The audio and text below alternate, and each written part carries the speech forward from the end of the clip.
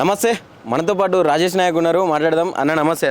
నమస్తే అన్న, రేవంత్ రెడ్డి 10 నెలల పాలన మీద, 10 సంవత్సరాల బీఆర్ఎస్ పాలన మీద ఓపెన్ సవాల్ విసురుతా ఉన్నాడు. నిజంగా అంత సవాల్ ఇస్తే అంత మంచిగా ఉంది అనుకోవచ్చా కాంగ్రెస్ పాలన? ఎట్లా, ఏం చెప్తారన్న మీరు? ఇగో నేను మొన్న ఊరికి వెళ్ళినా అన్న. ఊరికి వెళ్తే మా ఊళ్ళో స్టార్టింగ్ పోతా అంటే ఒక పెద్ద మనిషి కలిసాను. ఇప్పుడు ఈ పాలన గురించి మాట్లాడదాం. పెద్ద మనిషి కలిస్తే ఆయన నమస్తే బాబు ఎట్టున్నవే అని అడిగిన. అంటే ఏమున్నది నాన్న, మంచిగా లేను, ఏమున్నది అప్పుడు ఉన్నట్టు లేదు నా పరిస్థితి. అప్పుడు టైంకి రైతు బంధు వచ్చేటివి, ఇంత గోళీలు కొనుక్కునేటోని, మందు కొనుక్కునేటోని, ఇంత నాకు ఏమైనా సుస్థ అనిపిస్తే హాస్పిటల్కి పోయి దవాఖానకు పోయి చూపించుకునేటోళ్ళము.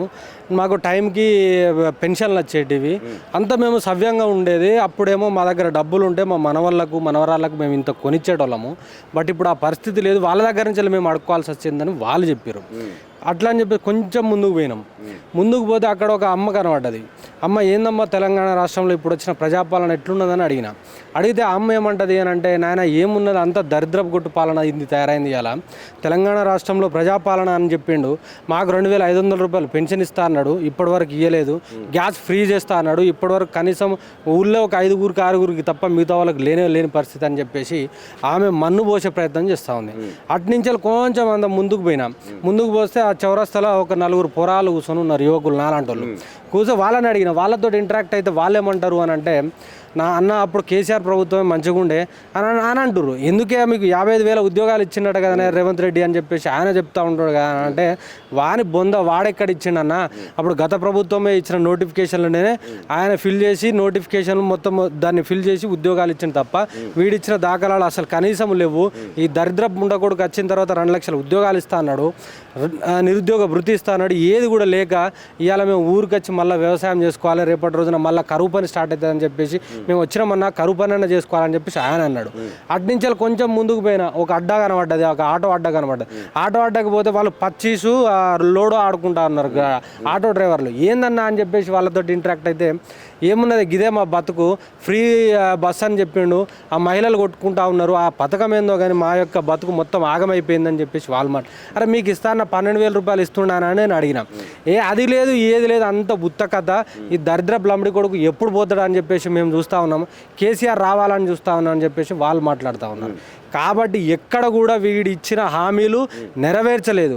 దాదాపుగా వచ్చిన 15 నెలలు అవుతుంది, 10 నెలలు కాదు 15 నెలలు అవుతుంది, ఇప్పటి వరకు ఏ ఒక్క హామీ నెరవేర్చలేదన్న. మనము ఇదే మైక్, మీ యొక్క ఆద్య టీవీ ద్వారా మైక్ పట్టుకొని పోదాము, వాళ్ళ ఊరికే పోదాము, ఎక్కడికంటే అక్కడికి పోదాము. ఏ ఒక్కడైనా సంతోషంగా సుఖంగా ఉన్నాము, మాకు సంక్షేమ పథకాలు అందినాయని మాట్లాడితే దేనికంటే దానికి సిద్ధం. ఎక్కడ కూడా లేదు. ప్రధానంగా కాంగ్రెస్ పార్టీ చేస్తున్నటువంటి అభివృద్ధికి బీఆర్ఎస్ పార్టీ అడ్డుపడుతున్నదని చెప్పి చెప్తా ఉన్నాడు. ఏం చెప్తారన్న మీరు? ఎవరు చేసేటోని అడ్డుపడతారా? నువ్వు గమ్మత్తు, నువ్వు చేసేటోని ఎవడు అడ్డుపడు. వీళ్ళు ఇచ్చిన హామీలు ఎట్లున్నాయనంటే, ఇప్పుడు హనుమంతుడే అంటుండంట ఇంకో దేవునితోటి, అరే నాయన నేను లంకకు పోయి మన సీతమ్మనన్న తీసుకొస్తా కానీ వీళ్ళు ఇచ్చిన హామీలను నెరవేర్చలేమయ్యా, గన్నిచ్చిల్లని ఈయన అంటుండంట. బ్రహ్మదేవుడు ఏమంటున్నాడు తెలుసా?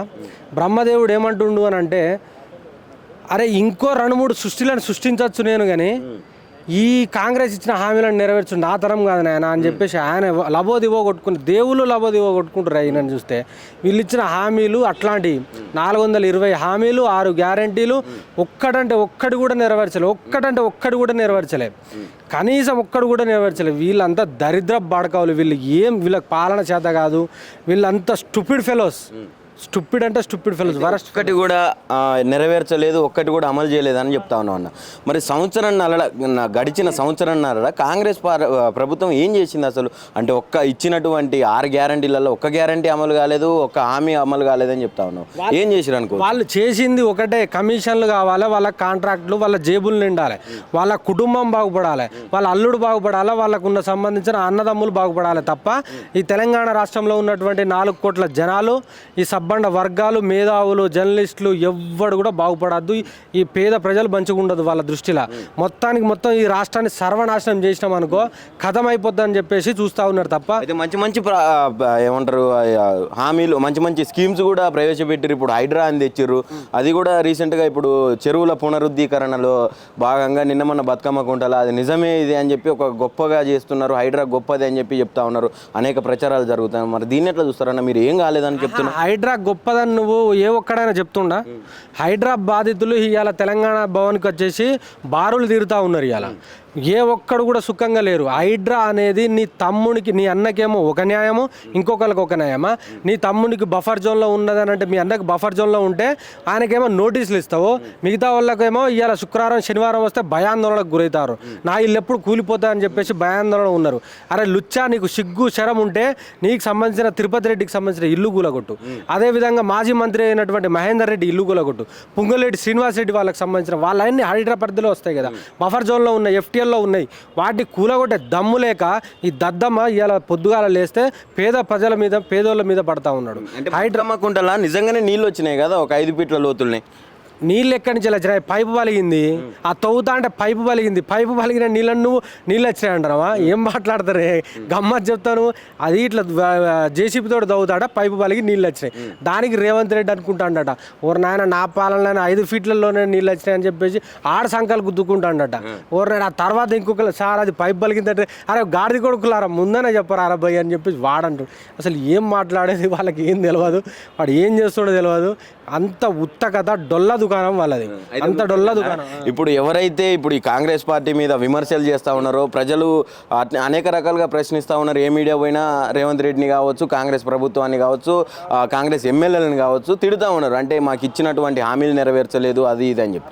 అంటే దీని అంతటికి కారణం కేవలం బీఆర్ఎస్ వాళ్ళే. వాళ్ళ ఇక బీఆర్ఎస్ పార్టీ వాడు ఎందుకు అడుగుతాడు? నువ్వు గమ్మతున్నావు. ఇప్పుడు మన కోసిగి సభలకు కూడా బీఆర్ఎస్ వాళ్ళే పోయిరంట. లేదు చెప్పేది నువ్వు కోసికి కాదు నేను చెప్పేది. గ్రామ సభలు పెట్టిరు వీళ్ళు. గ్రామ సభలు పెట్టితే అక్కడ పోయిన ఎమ్మెల్యేలను ఉరికిచ్చిరా, ఉరికియలేదా? ఇయాటికి ఇవాళ పొద్దుగాల ఈ మందుల సామెలు అన్నట్టు ఆయన ఒక బఫెల్లో ఉంటాడు ఆయన, మా తుంగతుర్తి కాన్స్టిట్యున్సీలో, ఆని ఉరికిచ్చిళ్ళు. అంటే వీళ్ళకు అది కూడా బీఆర్ఎస్ పార్టీ కూడా స్వయాన కాంగ్రెస్ పార్టీ వాళ్ళు ఉరికిచ్చిళ్ళు. కాంగ్రెస్ పార్టీ వాళ్ళు ఉరికిచ్చిళ్ళు.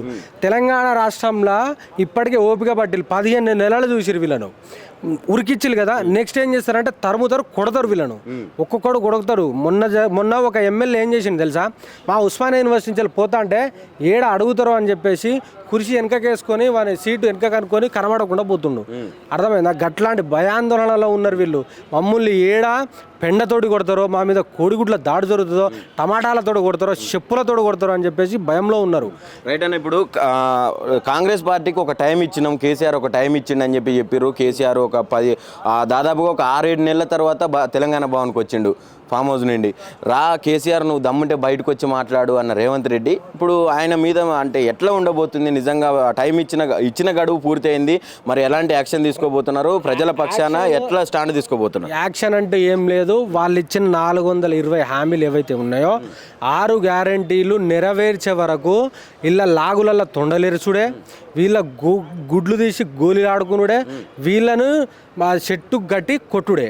100-200% బీఆర్ఎస్ పార్టీకి సంబంధించిన వర్కింగ్ ప్రెసిడెంట్ కానీ, కేసీఆర్ కానీ ప్రజల పక్షానే ఉంటారు. వాళ్ళు ప్రజలతోనే, ప్రజల పక్షాన, ప్రజల కోసమే నిలబడతారు.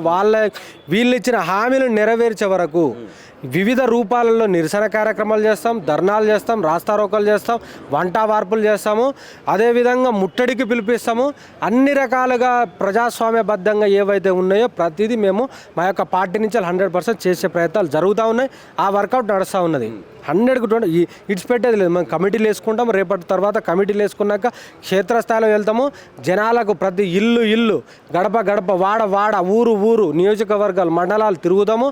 జనాలకు వీళ్ళిచ్చిన హామీలను, వీళ్ళిచ్చిన గ్యారంటీలను మొత్తము మేనిఫెస్టోని తీసుకుపోయి ప్రతి ఇంటికి పంచుతాము, జాగృతం చేస్తాము. ఈ ఇల్లు ఎన్ని మోసపూరిత హామీలు ఇచ్చారని చెప్పేసి వీళ్ళని మెడలు వంచే ప్రయత్నం అయితే 100-200% చేస్తాం మేము.